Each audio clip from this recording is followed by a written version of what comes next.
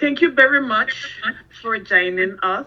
As you know me, my name is Kimberly Smith. I'm a social worker student in the master degree with Adelphi University.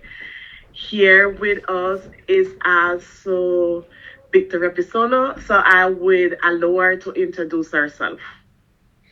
I'm Victoria. I'm also a MSW student. I have one more year left in the program, and it's been great this far. So I look forward to working with you as well. So my name is Skip. I am currently the executive director of the New York City Justice Peer Initiative. To introduce myself is to go a little bit into my history. I am a peer. I've been a peer since 2007. Before 2007, I spent 25 years cycling in and out of the criminal justice system. I cycled through the system because I unfortunately had a substance abuse addiction. I had unchecked mental illness, and this continuously led me into the system. And every time I was in the system, I was not given access to treatment or support. So this caused me to be on a hamster wheel of recidivism. And every time I went in, addicted to drugs and suffering from a unchecked and untreated mental health condition, I would leave out the same way with these same conditions and end up doing the same things and go back into the system. And unfortunately, when I counted it all up, it was 25 years I lost out of my life. When I came out for the last time in 2007, finally got my head on straight, was finally given a program. And through the program, I learned about recovery, leaned into recovery, started working in a form of peer support, but didn't know what peer support was. Saw an ad one day in the newspaper, and I'm just a tad bit older than you, maybe a year or so, just a year. But saw an ad in the paper, and it asked for the same kind of experience I had. And I was like, well, what is this? Who wants the experience that I have? Criminal justice experience, mental health experience, substance abuse experience. And it was actually for my first job as a peer specialist. And this was years before there was a certification. So my first job was working for the Rainbow Heights Club, which is still in existence in downtown Brooklyn, as a peer specialist. And little did I know I would go on to help formulate and build the New York State certification for peer specialists. And I've actually been working as a peer since 2007. And in my job as a peer, I first started as a line staff peer, doing what they thought peers should do, like escorts and things like that. Fast forward to 2023, we now know that peers are not just for escorting. Matter of fact, we don't even use that language anymore. We're not escorts. We are navigational aids. We walk with you. We walk side by side with you. But really grateful to be in this profession and help build it out, help define what the peer workforce is. So I've worked in a variety of positions. I have been able to push my pathway up past being a regular peer up into a peer supervisor, to manage a team of peers, to be allowed to build peer programming. And my last position where I'm at ChemAt, I was asked to come in to the New York City Criminal Justice Agency and build a team of peers working in the criminal justice system. And this was something that New York City had not seen. This was something I hadn't seen, but something my spirit was telling me that it was high time it happened. And my spirit was also telling me I need to go back into the criminal justice system, because this is where I was built, is where I was formulated. So I took that position. I started hiring peers, of which Kim was one of my original first team. And that's my story. And now I'll take questions. Thank you very much, Kip. We're here today to talk regarding gender justice and the Criminal Justice Agency. We'll start by asking you, what is your definition of gender justice? So you have definitely hit one of my research interests. Let me just start by saying we already know mass incarceration. We already know the history of structural and institutional racism. But what people have not really looked at and really honed in on is that regardless of the history, the criminal justice system as it stands now was never built for women.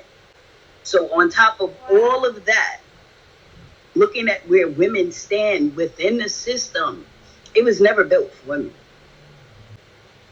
It was transformed, but it was never built for women. None of this was built with women in mind. This was all built for men.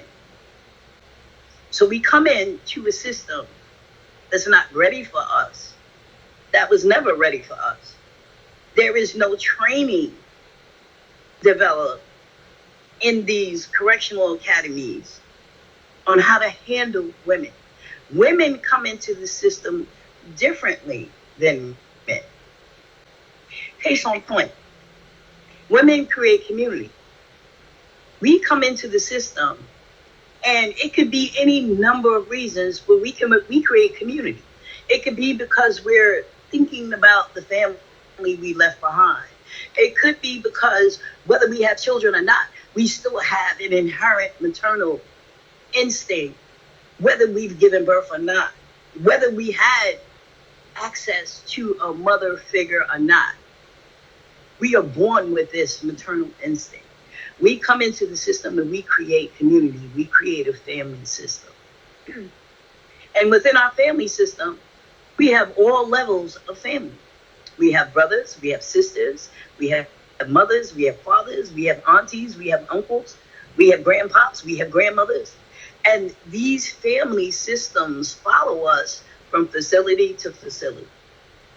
We might lose family members, we gain new ones. It starts off on the local level, and as we go through these drafts or whatever that transport us from facility to facility, we reconnect and recreate. And this is how we jail. And that's what we call when we are incarcerated. This is how we jail. We jail with these family systems. These family systems stick together from facility to facility. Men, on the other hand, don't do that. They have their boys, their comrades, you know, they fellas, but they jail with a backbone of mistrust based on the violence and everything else that goes on in a men's jail. You're going to trust somebody as far as you can see them. Yeah, that might be your boy. Y'all might have did a lot of dirt together in the street, but you're going to trust them as long as you can see them. Because when they turn the corner, it might be somebody else that they trust just a little bit more, and together they can conspire against you because they can't see you now. And then that's it for you. Women don't do that. A family unit sticks together. And there's going to be fights, just like there is in a regular family unit. But the family units that we create, we eat together, we wreck together, we have parties, we celebrate special occasions, holidays. We doing a Thanksgiving meal, a Christmas meal, a Easter meal. We're celebrating birthdays. We're celebrating birthdays for family members that are not there out in the streets, but it's somebody's kid's birthday and we're throwing a quasi birthday party. We're celebrating the successes that you have. Men don't do that. They might celebrate a boy going home and deciding what to cook for that boy going home, but they don't get as close in incarceration as women do. And there are other instances about how women jail differently. Let's talk about our sanitary needs. I don't know about y'all. I have a father. I was raised with my father. I have two older brothers. I was raised with them. But at not any point in my life did I ever feel I had to have a conversation with my father or my older brothers about my sanitary needs. But when we go into incarceration, we find ourselves having to do something that a lot of us never would ever do. is have a conversation with male COs about our sanitary needs. Why should we have to do that? And this is something that they hold over our heads. It's like they do this on purpose. When you ask for sanitary supplies, they want to give you 2. And if you ask for more, you suddenly find yourself in a situation where you have to explain why you need more. Why should I have to explain this to a male, a grown male, who is not a member of my family? And I wouldn't even do it with my family. But this is like that authoritative power and privilege hold that they hold over us. And this is done not because it's a rule and regulation. This is done on purpose to keep us down. You know what I'm saying? They do it just to dehumanize and demoralize us. In the women's jail, because there's only women, what kind of programming is you bringing into the women's jail? Are you bringing in programming that is conducive to women? No, you're not. And women do need programming specific to women. This is why I belong to the Close Rikers and Free Her campaigns, where not only are we advocating, well, we are supposed to close Rikers, even though I hear that Mayor Adams is trying to push back on that. But what we're also advocating for behind closing Rikers is number one, to close Rosie's first, because that is the only women's jail. Number two, to build a smaller women's only jail, because the current plan now is to close Rikers and to build smaller borough-based jail. But for the women, we're actually the last ones to leave, and we're not getting our own smaller based jail. We are going with men and share a smaller borough-based Queens jail, again, with men. And there are a lot of women's groups, women's criminal justice reform groups, who are calling for a smaller women's only based jail to be run by a community organization geared towards women, which would have gender sensitive programming for women, where we don't share anything with the men, where the whole building is built for women, where we have spaces for family programming, family visits, appropriate visit spaces for women to be in community and build familiar, what is the word I'm trying to say? Connections with their children, and appropriate spaces, not some stark visiting room that doesn't have a space for children to be children and play. And that is very important, because then it come right back to what you were saying at the beginning, that women bring a family within the system, right? So it is very important to also maintain that family boundary, that when you're able to come back out, you're able to incorporate not only into the community, but also into your family. Because then after being Yes. away for a while, it's starting all over back again in all of the different aspects then. So thank you very much for being so Yes. open and sharing. So with this, I would ask you, can you share any challenges and opportunities that you face in promoting gender justice within the criminal justice system?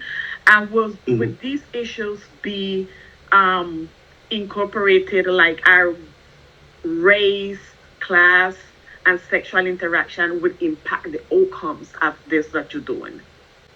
Okay, so the only challenge that right now that, like I said, that is occurring is, as we look to closing Rikers Island, is, like I said, building the standalone women's jail. And kind of like, as we build it, as we envision it, kind of like divesting from, I want to say, DOC run facility, like DOC will always be in charge of, I want to say, security, right? But kind of like letting DOC kind of like move to the side and building a holistic facility that is not really about the punitive side of things, but more about rehabilitation. Somewhere in the span of incarceration, we went from looking at incarceration as a rehabilitative means, we went back to it being a punitive means. And this is another reason why we are in a period of mass incarceration. Your rehabilitative measures and your reentry process should actually begin the day you enter into the facility, not 2 months before you leave.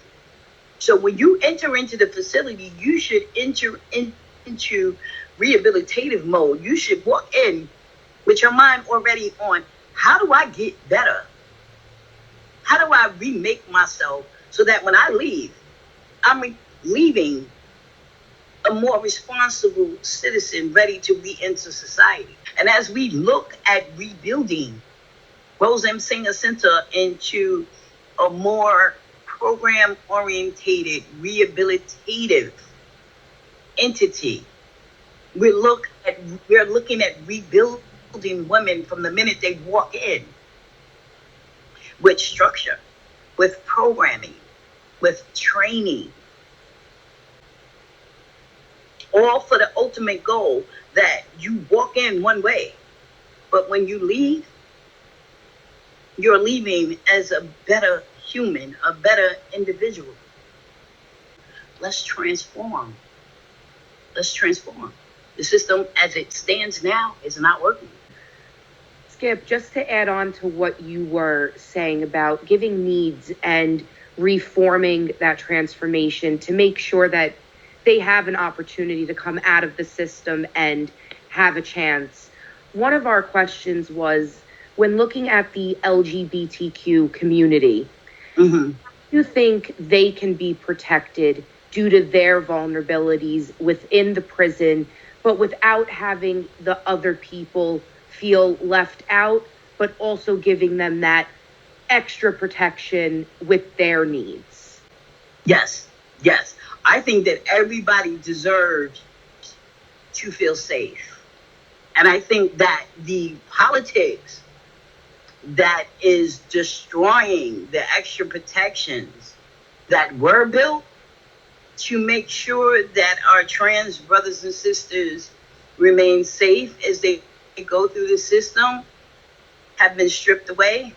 And we have some unfortunate incidents that have happened. I actually spoke at the city council hearing about that.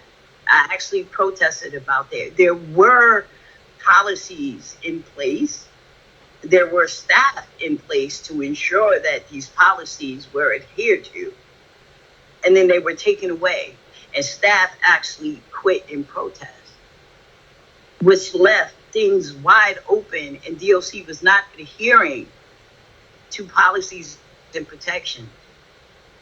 Everybody deserves the right to remain safe and to feel safe, and things was happening and people were getting shuffled around and housed in wrong housing areas, which led them to be unsafe.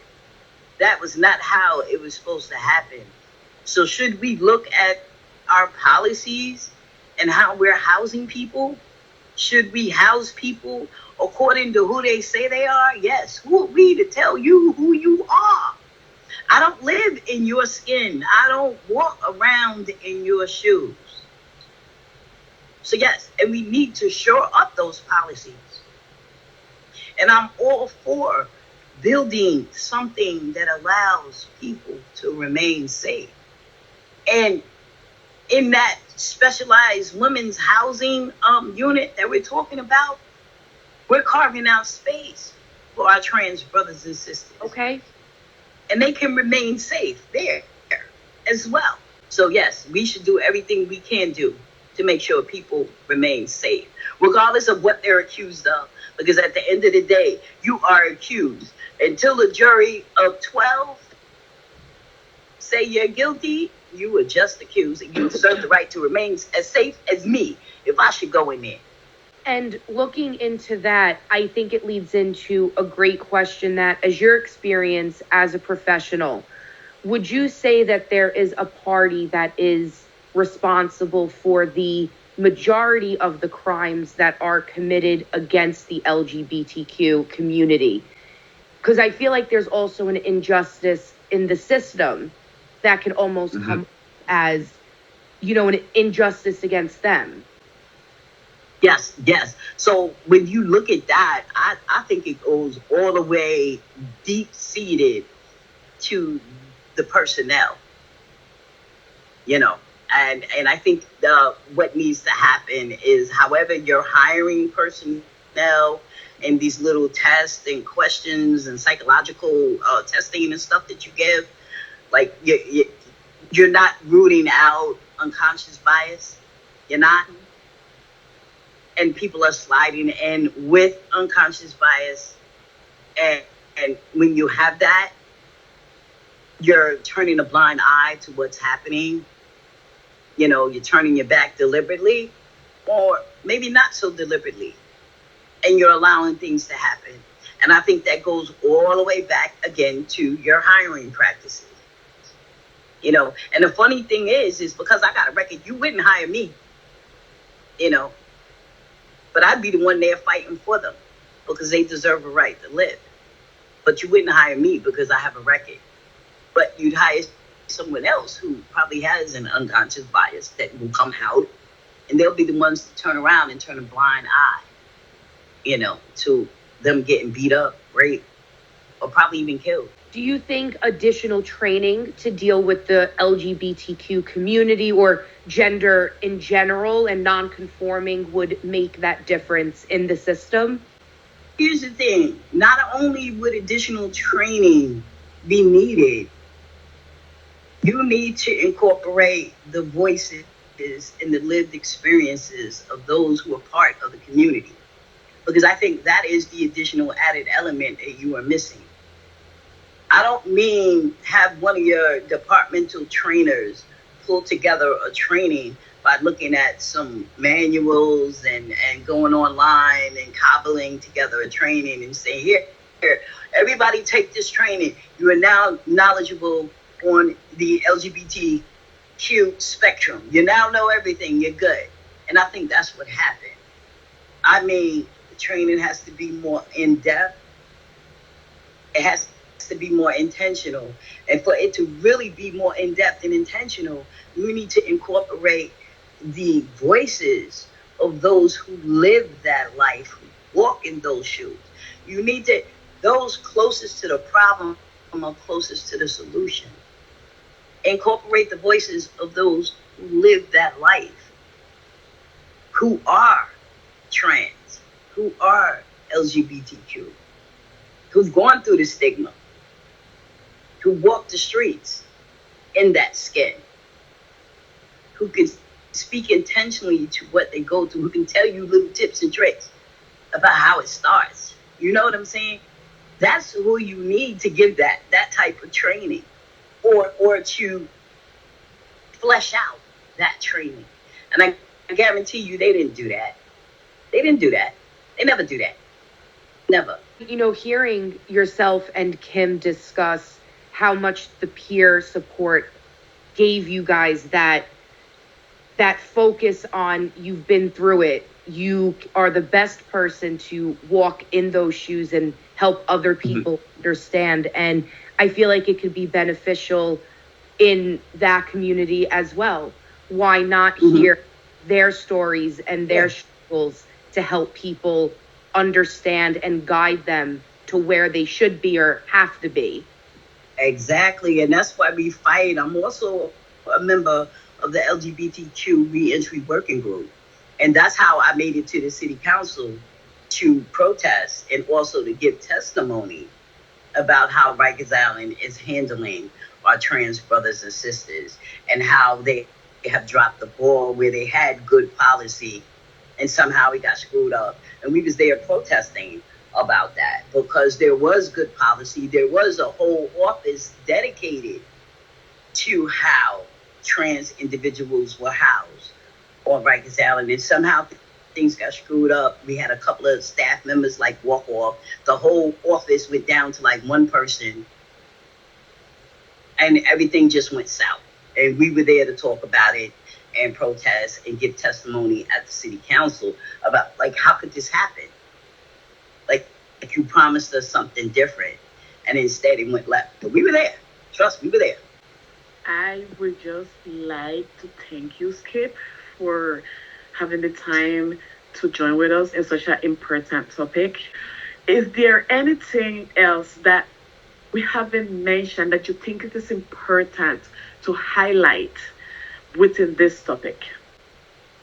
I want to say that this is definitely ongoing, and until we can get to a sweet spot where it is understood and widely accepted that the differences on how people experience incarceration need to be recognized and understood and adhered to, we will always have an issue.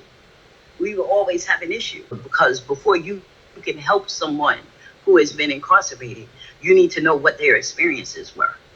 And everybody experiences it different. Every culture. Do you guys are on the right track? I wish you luck. I wish you success. So thank you for inviting me into this. Kim, I am so proud of you.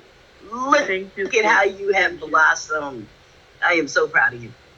Thank you guys much for this and time. As I said personally, to be that stepping stone for me to increase my knowledge and to imbibe myself more within the justice system work. I'm graduating in May 23rd with my master's degree. I always see you as an inspiration. I always talk about you, even when we was discussing who it is that we was going to interview. I was like, listen, Skip is the greatest. You know, I will do anything for you. Call on me anytime. You know, you got